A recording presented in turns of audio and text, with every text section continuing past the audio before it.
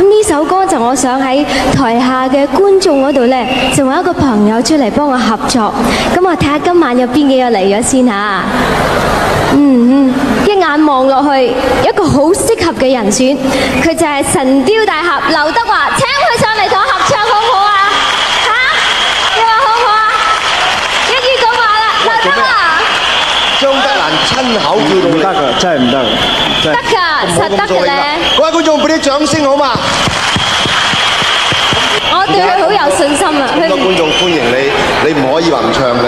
唔得，係啊真係現場唱歌咧，我真係唔掂嘅。點樣唔掂先？你講先。Live 唱真係唔掂。據我所知就唔會啊！除咗做戲叻之外咧，唱歌隨時都可以唱到㗎啦。